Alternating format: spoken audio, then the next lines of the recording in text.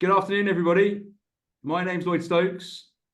I work for Sourced, and this is Sourced Presents. Running a minute late today because I was just talking to Teddy before we started about how this works and how we'll try and ensure that we keep the audience engaged with interesting and relevant content. For those who haven't tuned in to Sourced Presents before, we do these every other week, every third week, and we started it last year. And the idea was that we would interview a whole host of different people who came from various backgrounds in sales and marketing predominantly, and almost all from software backgrounds.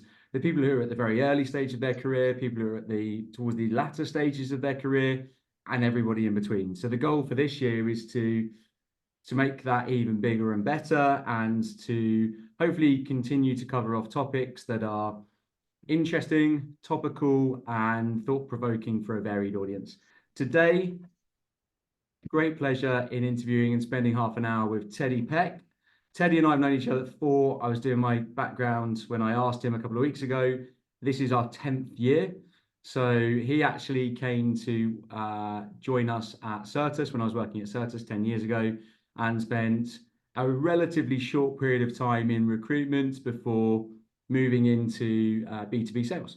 And he has very successfully made the move from being UK based to moving to New York, which is where he's now based. So first and foremost, thanks for starting early on a Monday morning, Teddy. And the topic of today really is, I wanted to get Teddy on because I just think I've known him for 10 years.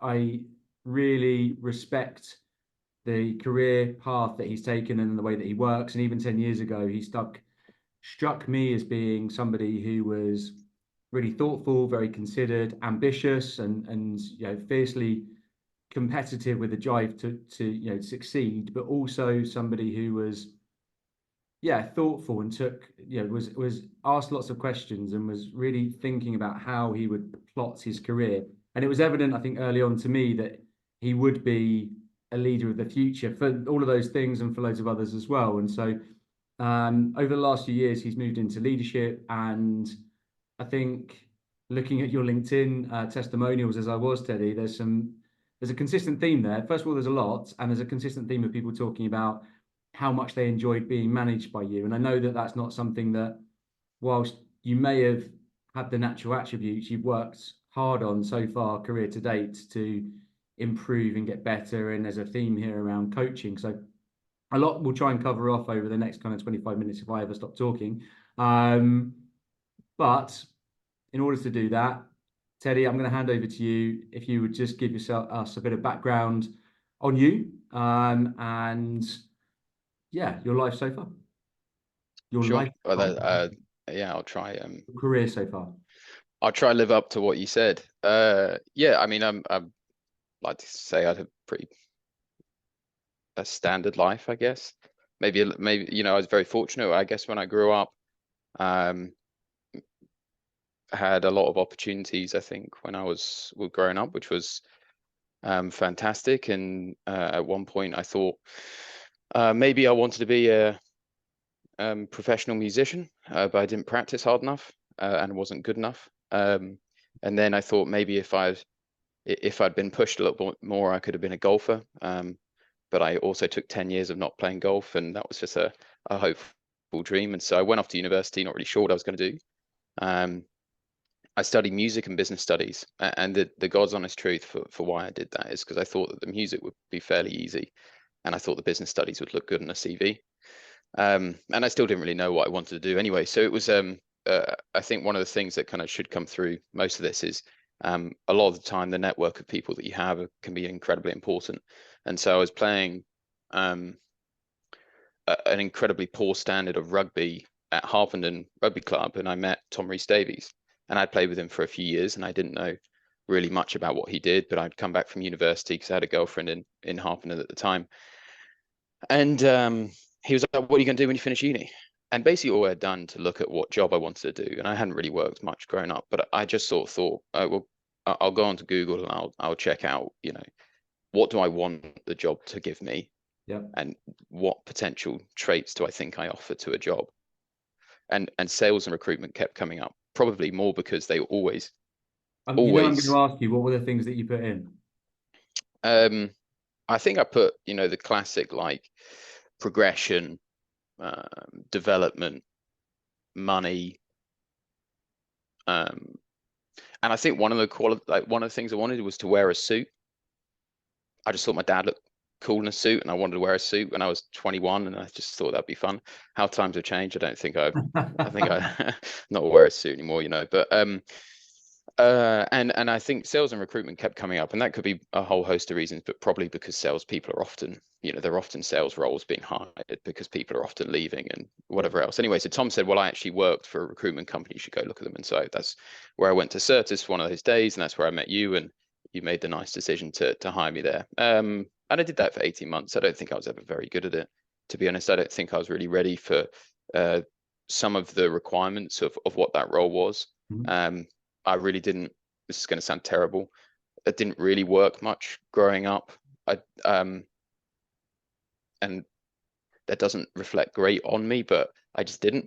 I Yeah, kind of yeah, was pretty happy being inside or just doing a bit of this or a bit of that. Never really that fussed about money, and my parents were very supportive, and yeah. so I just wasn't ready for some of the brutal parts of what that job requires and what sales requires. And so I was fine. I think I kind of just managed to get through it by trying, and I worked long hours, and was sometimes up in the office at 6:45 and sometimes wouldn't leave till 7:30 to try and get additional candidates in. But I Yeah. was exhausted by the time I finished, and I moved across to Acuity. I only got that opportunity because when my dad knew a recruiter who was looking for someone, and they randomly spoke, and then he introduced me to them, who introduced me to the people over there. And I spent 4 years in the UK working there, and then had the opportunity to move to New York. Suited the company that someone would go with one of the directors that was moving, and yeah, I came over to New York. And the day after I landed in 2020, they shut the office for COVID, and 4 days later they shut the city. And I knew two people, one of whom was in LA at the time, I think, and one who moved back to his parents' house in New Hampshire. So I then spent the better part of the next 5 weeks inside in a apartment. I think it was one of the best 5 weeks I've ever had. I could walk around New York City. I walked from the east to the west, and I didn't see anyone. I'd see 30 people maybe, and they'd all run away from me, obviously, because they were, of everything that was going on. So it was a really incredible experience. I'm very happy that it happened. I do wish that I could have gone to a few more bars and met a few more people before. But where that got me to was then um, I had money that I had saved up to spend at a pub, and I spent that on a sales coach, and that's kind of led me to where I am today. After for the last 3 years, I've been managing teams in two different roles. One managing 7 account managers, and this one managing 5 full sales cycle AEs or BDMs and 1 SDR. Yeah. What what were the restrictions? So in New York at the time, first of all, Mm-hmm. thanks for that. That was asking you to summarize everything, or asking anyone to summarize anything in a tiny, just a matter of minutes is hard. So, what were the restrictions in New York when you were there for COVID? Was it like an hour a day outside as it was over here, or?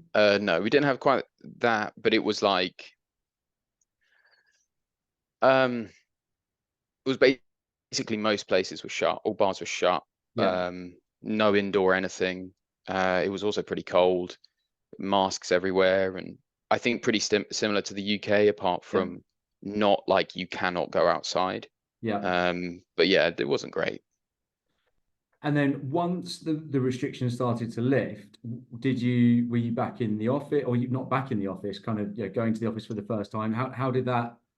Yeah, once the restrictions lifted, actually, I'd moved from the company put me up for a month in a place in Manhattan. And I had to find another place in Brooklyn, and again, people that right? So uh, uh, a friend of mine who lives up the road from me, her sister got a job with the company my brother works at, that my dad also now consults for. Okay, And she was in New York for an intended 6 month stay. She had been there for about 2 months or so, and then she was planning on going back. And she sped that up because of COVID. Well, my dad had put us in touch, and she invited me to her family friend's house. Okay. Right, it's ridiculous. And that so happened to be the girlfriend of a friend of mine from school, Okay.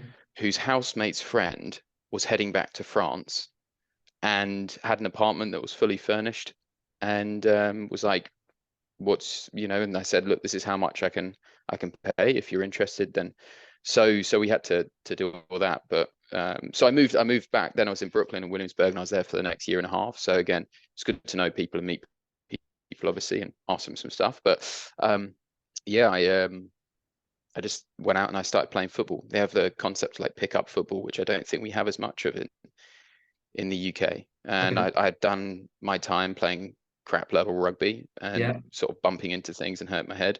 And so I thought I'd take up football, and that's how I've met almost all of my friends. Really? That's Yep. cool. Yeah.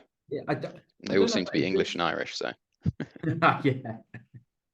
I don't, it's funny because yeah, I don't know, not related, but most of my friendship group, I left school and I'm not really in contact with anyone that I went to school with. It's a long time ago, but mm, the majority of my friends, my oldest friends, have all come from my associations with rugby in a sports club. yeah, So, and I've tried to get away from some of them, but I just can't. But it's there's impossible. yeah, exactly. But there's such a variety of people, and I love that variety. It's just such a melting pot Hmm. of different, and I do think that whenever somebody moves, if you're involved in a sport, or not even a sport, a hobby of any description, just starting a new hobby or going to a new place to live, Mm, if you go and find that thing in the local area, then you'll probably find kindred spirits and people that just make you feel more comfortable straight. I've always believed that in rugby. I think you could walk into any yeah, rugby club in the world and say, I'm from so and so, and people would probably reach out and shake your hand, and you'd make a friend quite quickly. yeah. You got to try hard though. Making. I was 27 when I moved over, Yeah. um, and I treated finding a good group of friends with the same level of focus as I would as when I found my now girlfriend. Yeah. Really, like, you have to, it's kind of like dating, I think, in a way. And it was really important for me, and I chatted to my friends about this a lot, and my friends from the UK were an amazing support when I came over and I didn't know anyone. Mm. um and we would kind of chat about it, and I said, okay, I don't know how I'm gonna necessarily get on with it. And it's just that you just have to treat it like dating. Not everyone's going to be your best mate. Not everyone's going to be the right, but you're going to slowly, if you just put yourself into more situations, you will find kind of people. Then, I found people that put up with me now, which is nice. So yeah, that's good. What's funny though is actually, and this is one thing I guess we'll talk about, the sales coach that I found, Mm. Marcus. Um, that's where I've actually found some really great friends who I've never met in person. Okay. Because, and I know that sounds strange, but so it was in April 2020 I started um, doing coaching with Marcus. Mm. Kauki is his name. Yeah. And I'd seen him all through LinkedIn, and I was kind of, I was sort of terrified. I just thought this guy was like an absolute monster. He knew exactly what to do. He was the best of the best, in my opinion. Yeah. So when we started working together, I was just shitting myself, to be honest. He was going to be like, I don't think that you're right for this or whatever else. But there's a few people that, so he would run every 2 weeks. He would do 2 3 hour sessions. Mm. One in the morning for the people in kind of Europe, and then one in the afternoon that was more accessible for those over in different parts of the world like me. And he'd run them every other week. Big group of people, Yeah. 10, 15 sort of people on the call. All of those people were paying to be there. All of those people were trying to get better. And I was there as well, naturally trying to improve all the things I couldn't do. Yeah. Yeah. Yeah. And I met probably 4 or 5 people through that we then started our own kind of group of like I guess you'd call it like an accountability group or something like Yeah. that, where slowly I reached out to someone I thought was just, oh, this guy's fucking good. So I Yeah. reached out to him, and there's a guy called Rory Capon, who also a recruiter, but um, he was superb. And so I said, look, do you mind if we meet maybe once a week and we can practice? Because I'm really need more practice. I'm not getting it from anywhere else. Yeah. And then so he invited a guy called Sean Doherty. I can never say his last name. He's Irish, Northern Irish. Yeah. And Sean at the time was a financial advisor. And so then Sean was there. Then he invited someone called Leanne Fontaine, and Leanne was there, and Yeah. she is superb as well. And then, then Donal, great friend of mine who actually already knew Sean from some other training he had done, Yeah. he started turning up. And then my brother had actually recently moved into insurance sales, another brother, Joe, and he started to come as well. And so you start to create this kind of group of people. And I think, Sean especially is a very, very good friend of mine. I've never met him. It's very weird. But yeah, it's very That's, cool. But that's the importance. If you share similar mindsets with people and you both have similar goals and you have some similar values, if you just try hard to be friends with that person and really want to make, a friendship work, you can find it kind of in any sort of situation, I think. yeah, I completely agree. And I think that I personally actually I underestimated that for a long time in my career Hmm. to date. And it was only becoming part of a membership, a community for recruiters, the recruitment network, that Mm, that's had such a profound effect on an impact on my business, but also just on my view of meeting with like-minded individuals facing the same kind of challenges and the same kind of problems, and having a place to share them, talk them through on a work level has been really, really interesting. But on a personal level, tomorrow's they do a quarterly in-person event. So it is, hmm. well, I actually get to meet them in person. But I know I'm going to meet up with a load of people there that I've met before, that I know and I really get on with. And I get on with because Yeah. I like them as people, but also like we have a lot to share, and I learn a lot. But there's also another group of people there that I've yet to meet, that I will also, meet tomorrow for the first time probably. Um, and that'll be great as well. And I didn't place much emphasis on that earlier on in my career. I Is it think is it just for recruiters similar to you in your space, or? it's for founders. It's just for recruitment founders in any Okay. Do you yeah, mind if can you let me introduce you to a friend of my brother who also founded his own recruitment okay. company as well. It might be something that he's interested in, or might be It good for you guys to know. Yeah, it's excellent. It is really, really excellent, and it's everyone who goes there with the same ethos of share and try Hmm. and find commonality and help each other. And there's no Yeah. ego, there's no arrogance. It's just they're great events, and we're part of a WhatsApp group. So yeah, I can't. I'm a massive advocate for doing those things. So interestingly, you're 27. You've got money in the bank to spend on drinking in bars in New York, and you spend the money on a coach. Why? Sorry, I'm just writing notes, so I remember to do that introduction for you. That's fine. No problem. I'll remind you So after.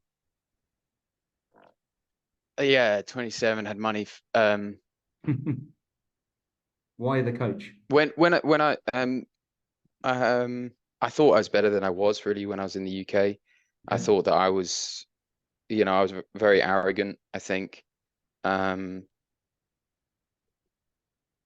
yeah, probably unbearably obnoxious and whatever else. But in terms of actually sales and things, I think I just thought I was more important in the whole situation than I really was. And it was a lot to do with what I was doing, not to do with the situation I was in. Okay. And then I came to the US, where if you're going to move, for anyone that might be listening, if you're going to move companies or you're going to move internally with companies, just be prepared for the fact that most of the time when you move into a newer role or a developed role or a created role, um, if people are asked to give up accounts, to make space for something like that, it's unlikely that they give you the best territory or the Yep. best accounts, right? So just bear Yep. that in mind. And so I went over and I was like, oh shit, Yeah. why is all of the completely pointless stuff I was doing before not really working? How am I going to do this? They'd also, they had said, so I worked in the legal sector over in the UK. really great sector, very tight, stringent regulations on what we were doing, Yeah. and that we could help people with. We had an endorsement from the Law Society of the UK, so it really was a nice market to work in. Yeah. I like to think I did some things all right, but for the most part, I was in a really great situation. And then in the US, for the same things that we did, there were not the same regulations, not the same scrutiny on the level of detail, and definitely not the same requirements put on law firms. And for every dollar that you spend on something in a law firm, that takes money out of the partners' pockets. And they had said, well, we'd like you to see if you can do what you did over in, well, you can not do what you did, but if you can try and help us break into this market. And so Yeah. add on, where most money comes from is your existing customers, and you get a target that's given to you, and then new logo acquisition can take a lot longer. I just felt lost, and I just was like, I'm so shit at this job, and if I want to make a career out of this, I've got to do something different Okay. because I'm not good enough. Okay. And at the same time, Donal O'Riordan, who's one of my Yeah. best friends, Yeah. he is an extraordinary person and a great example of what can be achieved when you invest in yourself. And he had done some training with a guy called Benjamin Dennehy, who is UK's most hated sales trainer. Yeah. Brilliant coach, brilliant. And his coach was Marcus, Okay. Benjamin's coach. So Okay. Donal went to Marcus, Yeah. and 4, 6 weeks later, I was talking to him. I was like, what's changed? What is going on? How are you talking in this way? How is your, and he said, oh, I started this coaching. I think you really like it. And then it was the fear of missing out, and I was just like, oh, screw it. I'm going to do it. I'm going to get Yeah. involved and get stuck in. And to be honest, at that point, my decision was made. And I think with most decisions, you need some funds to do it. Yeah. I definitely didn't think it was going to be as expensive as it was, but that Right. was not, going to deter that decision. Yeah. So yeah, and I spoke to him, and looking back, I remember the conversation pretty well. I remember him asking me questions in a way that now I understand why he was asking me like that. Mhm. And that was that. And so I worked with him for 6 months. It was a pretty incredible 6 months, big kind of investment from my side, which was important for me. And I think, people won't do this very often. Yeah. I think the people that people won't understand, and I didn't understand why sales training that your company gives you will never take you as far as you want to get. Mhm. It's because it's not coming out of your pocket. Mhm. But when you're paying someone a monthly recurring fee that Mhm. puts a little bit of a dent in there, if Yeah. they've set you some homework to do, you do the homework. If they're giving you advice on what to do, you take the advice and you do it. Um, yeah, and then at the end of that 6 months, after I'd spent a fair bit of money on becoming a good salesperson, I was like, right, well, screw this. I want to manage people. I think Yeah. I can give way more back to people um, in management. And so then Marcus and I worked on that transition plan, the conversations, negotiations, internal discussions, and things like that. And naturally, with anything, you have to be a bit lucky, and things have to come up at the right time, and they did. So then I started managing a team, and one of the main things for me that made me want to do it is I think it's really unacceptable that salespeople are expected to bring in money to keep the company going, and provided often with poor to no sales training, Mhm. very little ongoing coaching, Yeah. and yet are the ones who are hung out to dry, if that's the right expression, when it doesn't go right. Yeah. Um, and I just think and I'm not saying that's necessarily my experience, by the way, but I've listened and spoken Yeah. to a bunch of different people. Every single interview, um, that's the common theme. And I'll often say, like, typically when people are interviewing for a role in what I hear from them is they're kind of frustrated with the amount of or the lack of training and coaching they're getting from their direct manager or from their company. And everyone goes, yeah, 100%. And it's rarely those people that move. It's rarely because they're moving for more money. I think money's a secondary opportunity, but often people just want to get some help. And so that's why I wanted to move into management. I just thought I could offer help on a wider scale to more people. Um, And where I can't, I'll just introduce them to Marcus, and then he could do the rest that I can't fill in yet. I mean, it's just not talked about enough. And so if you think about, I've done this for a long time. You did it for a short period of time, but you got to interview enough candidates. And sure enough, you would have interviewed lots of people over the last few years as well. And if you think about most sales talent in their 20s, pardon me, I would say, the reason they're looking to leave, the four reasons, which almost exclusively do not change, they'll either be all four or one or two. One of them's money, but it's never the most important thing. It never is. It's rarely ever the thing, I'd say. Yeah. It is development, progression, and what's defined as culture. And people say culture, and half the time people say to me culture, although I'm not quite sure what I mean by that. And I think that what they mean by that is often an environment where they feel supported and where they enjoy what they're doing. They feel supported. They feel like they are being developed and they are being progressed and they are working with like-minded people, and the culture is of improvement and just making those incremental gains which make you feel like you're going in the right direction. And actually, what if you in sales, what all of that is sales training. It is, because if that exists, what happens is as you know, you'll get to 27, 28, and you've maybe had 4 or 5 years of either you've done stumbled success. Yeah. So you've either done okay but moved around because you've not quite found what you wanted, or you've done really well, but then you get to kind of 27, 28 and go, oh, okay, well, I've kind of been doing this quite well for a while now. Now what do I do? And so then what happens? And yeah, there's a small percentage of people who buck that trend, but a lot are fall into that. Yeah. Well, if I can just say, to go on the other side of the table, though, it's like when I'm interviewing someone and they go, oh yeah, 100%, that's me. My next question is, right, so what have you done, or when have you invested in yourself to fix that for yourself? Yeah. And if they can't answer that, I'm not particularly interested in hiring them, because I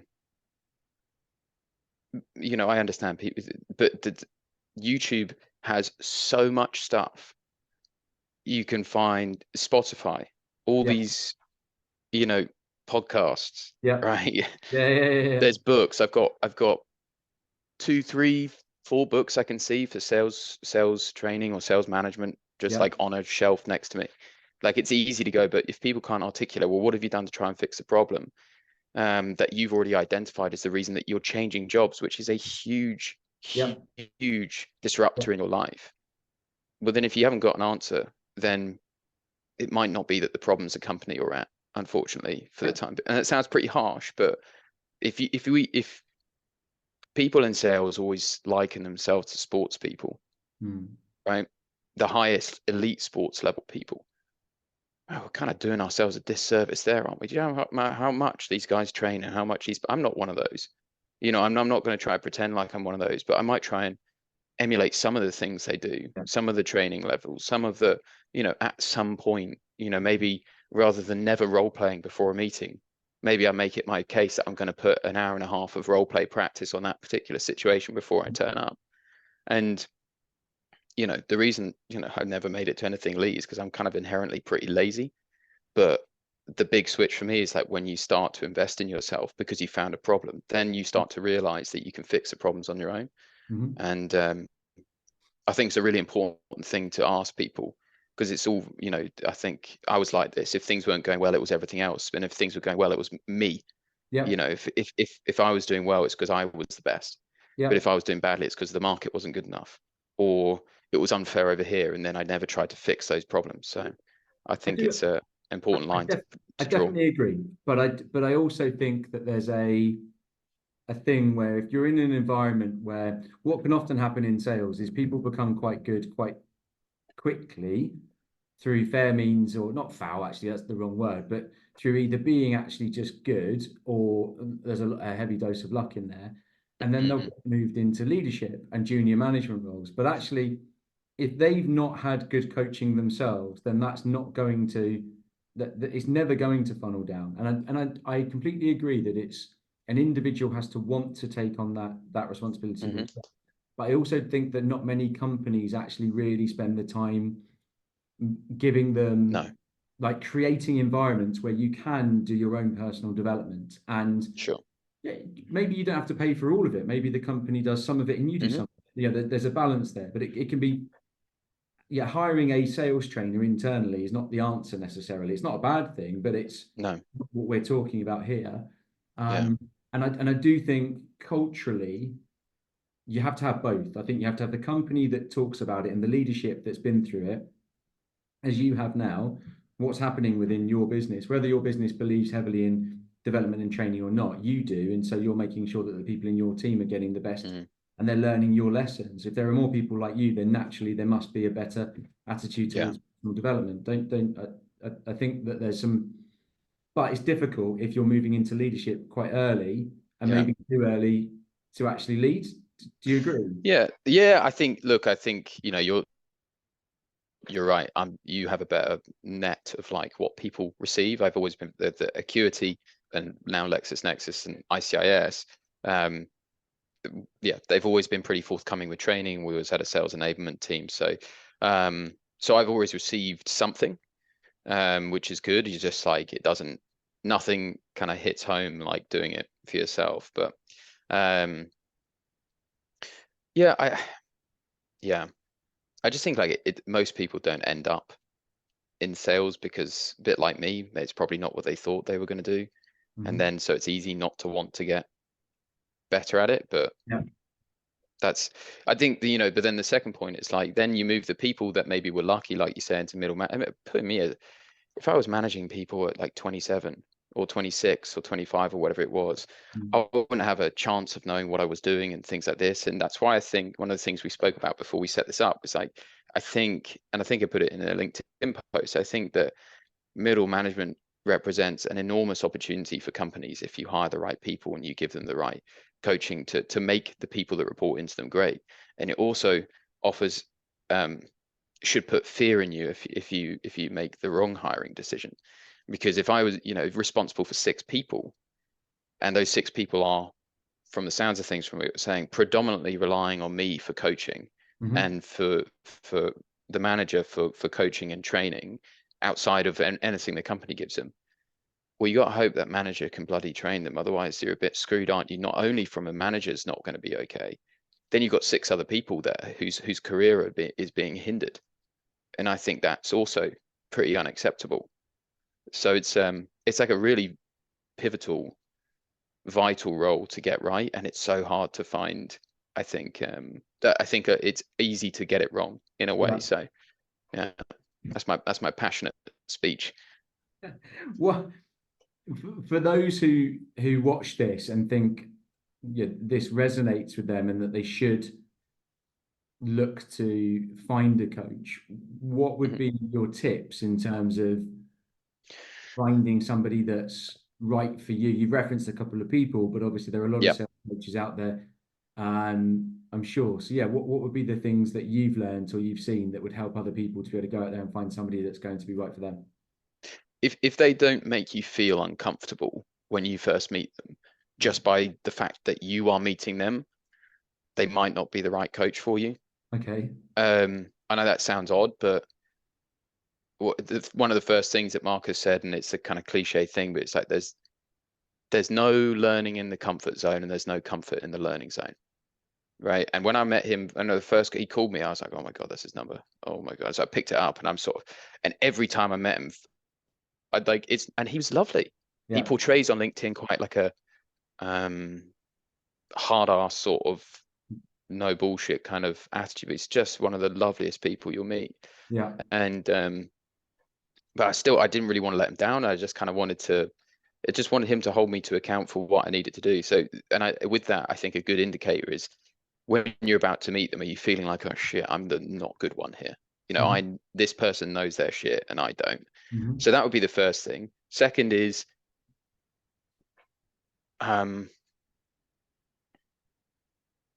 look at what you can spend on a coach, but I would, and it's like it's got to feel a bit kind of like you're happy that you're developing yourself, but Yep. you're kind of unhappy that you're having to let go of that money in a way, Yep. because it's that's, you know, don't do it where you can't feed yourself, but you need to feel it come out your bank account, because then you need to get it back, you know. And Can't be I like can the say gym for the, membership that no one uses it because it's too. yeah, try not to treat it like a gym membership, I think, if you're anything like me anyway. But uh you know, and the third thing is if you're really thinking about it, I'm always, you know, I'm always happy to talk to anyone that might be considering it and just help them come up with the decision they want to make, or, you know, even potentially try and help with myself if there's something to be done there. But there should be no fear that if you hit, in my opinion, if you hit those first two bits of criteria, the outcomes you'll receive will be so much greater Mhm. than what you've invested in. It will Mhm. be well worth it. And I can give you um, um, a financial based result, and I can give you more of an emotional based result Mhm. from doing the training with Marcus. I made back the money that I invested at about the 7th month. Okay. Um, um, but during that time, I didn't get to see my family for almost 2 years. Mhm. And I wasn't really having a hard time with not seeing them. Sorry, I wasn't having a hard time with COVID as much. I was in a new place, I was in new surroundings, but some of the people in my family, and certainly my friends, were stuck inside in the UK, like you're Yeah. probably going through. And a lot of the ways of communicating that Marcus taught me was about helping people feel comfortable to share some of the ways that they're feeling, because that's all it, you know, selling really is getting people to feel something and then providing a solution that takes away that problem.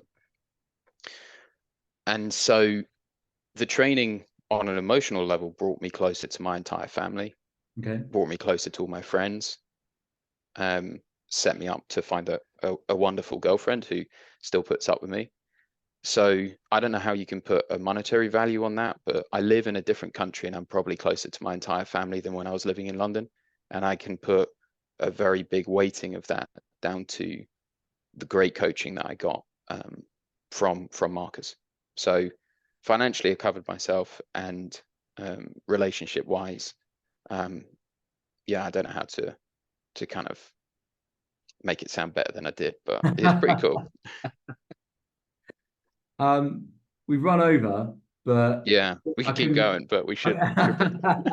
I, I couldn't not let us kind of cover that last bit because I think that was as a soundbite for the whole kind of like 40-minute video. You know, that's pretty powerful. In fact, that's very Mhm, powerful. I think anyone watching this, from professional development is key, but also people don't really do much when it comes to personal development in terms of just personal relationships and life. mhm, Most people go through life just accepting whatever those relationships are and never really mhm. thinking how they can nurture them. And I'm not saying that I'm any different to that, by the way, but it's interesting that having had a little bit of coaching myself as well, I've seen a similar thing. It's allowed me to be a better husband, and it's allowed me to be a way better dad, I would say. Yeah. Because it just, you learn a lot from going through those things. So, um, Teddy, thank you, mate. No, thank you. I really enjoyed it. Sounds like at some point in your life, there's a coaching career ahead of you, because you seem pretty passionate about it. But for now, I guess your team in New York should be very lucky to have you, as I'm sure they realize that. But no, like honestly, thank you so much. It's a really interesting topic, and I think there's probably more that we can talk about. So I'm sure at some point we'll do another session. But for Sounds now, good. I'll let you go. Enjoy your Monday morning in New York, All right, and mate. thank you again, mate. Cheers. Appreciate it. Cheers, man.